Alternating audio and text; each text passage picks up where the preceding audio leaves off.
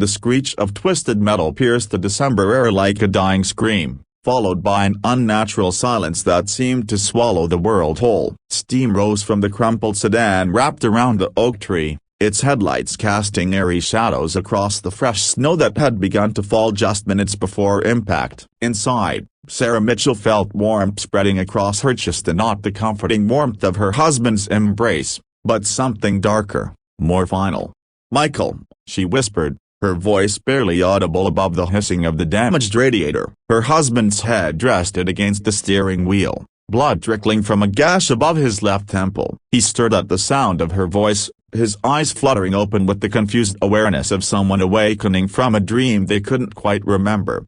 "Sarah, are you?" He stopped mid-sentence as his gaze traveled to her swollen belly, then to the crimson stain spreading across her white maternity sweater. The baby kicked frantically, as if sensing the danger that surrounded them both. "The baby's coming," Sarah gasped, another contraction rippling through her body with an intensity that made the pain from her injuries pale in comparison. "Michael, I can feel her coming now." Michael fumbled for his phone with shaking hands, his vision blurring from the head trauma. The screen was cracked, but it still displayed "no service" in mocking letters across the top. They were on the old county road, miles from the nearest house, with the storm moving in that would make rescue even more unlikely. "I'm going to get help," he said, already reaching for the door handle despite the way his left arm hung at an unnatural angle. "Number." Sarah's voice carried a strength that surprised them both. She grabbed his good arm with more force than she thought she could muster. "Look at me, Michael,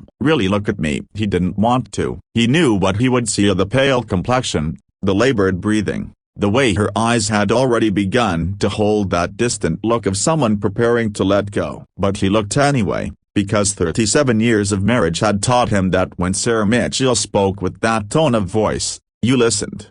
"I'm not going to make it out of this car," she said with the matter-of-fact delivery of someone discussing weekend plans. "But she can. Our baby can still make it, but only if you go now. Only if you find help now." "I won't leave you." The words came out as a sob. "I can't leave you." Another contraction hit, stronger than the last, and Sarah bit back a scream. When it passed, she looked at her husband with eyes that held 43 years of accumulated love, disappointment, joy, and shared dreams. "Do you remember what you said when we found out I was pregnant at 42? When the doctors said it might be dangerous?" Michael nodded, unable to speak. "You said that sometimes the greatest love means letting go. You said that if something happened to me, you'd make sure our daughter knew how much I wanted her, how much I loved her even before she was born." Sarah's breathing became more labored, but her voice never wavered. "This is that moment, Michael. This is when you have to choose between trying to save us both and losing us both,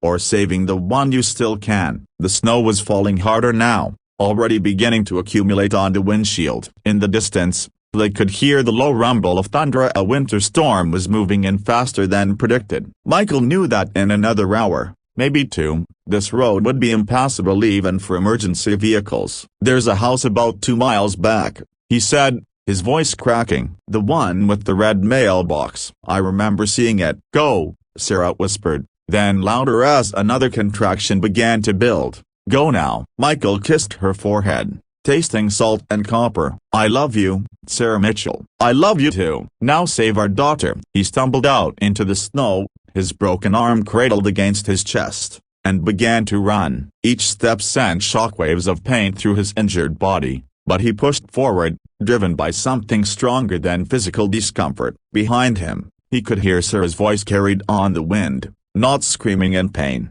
but singing the same lullaby she'd been humming to her belly for months. The Hendersons had lived in the red mailbox house for 60 years, and Emma Henderson later told reporters that she'd never heard knocking quite like that, a desperate, but with an underlying rhythm that suggested someone who was determined not to give up. When she opened the door to find a bleeding man in the snowstorm babbling about his wife and a baby, she didn't hesitate. She called 911, grabbed her husband's hunting gear and medical supplies, and climbed into their old pickup truck. "We're voluntary EMTs," she explained to Michael as they drove back toward the accident. "Retired, but we still keep certified." "Your wife couldn't be in better hands." They found Sarah exactly as Michael had left her, except now she was holding a tiny, crying bundle against her chest. Somehow, impossibly, she had delivered the baby herself in the wrecked car, using nothing but instinct and a mother's determination. "She's perfect," Sarah whispered as Emma Henderson carefully took the baby and began checking her vitals. 10 fingers, 10 toes, and the strongest lungs in 3 counties. The ambulances arrived 20 minutes later, just as the storm reached its peak intensity. They airlifted Sarah to the trauma center, where surgeons worked for 14 hours to repair internal bleeding and a punctured lung. Michael spent 3 days in the hospital with a concussion, broken arm, and 4 cracked ribs. Their daughter, Emma Sarah Mitchell, named for the woman who helped bring her safely into the world, weighed 6 pounds, 4 ounces, and showed no signs of distress from her dramatic entrance into the world. 3 months later, as Sarah recovered at home with baby Emma sleeping in her arms, she reflected on that night. The doctors had told her that her decision to send Michael for help had saved both their lives, so that if he had waited even 30 minutes longer, neither she nor the baby would have survived. "You know what I learned that night?"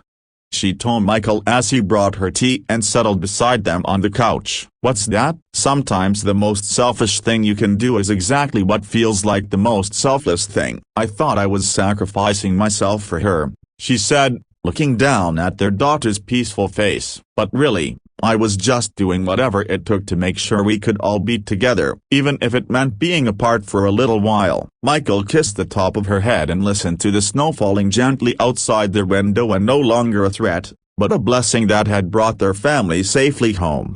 Emma Henderson visited every Sunday, always bringing homemade cookies and stories from her decades as a volunteer EMT. She never mentioned being a hero, but baby Emma would grow up knowing that sometimes angels come in the form of neighbors who answer their doors at midnight and never ask questions about why someone needs help. They just help, because that's what humans do for each other, in the moments that matter most.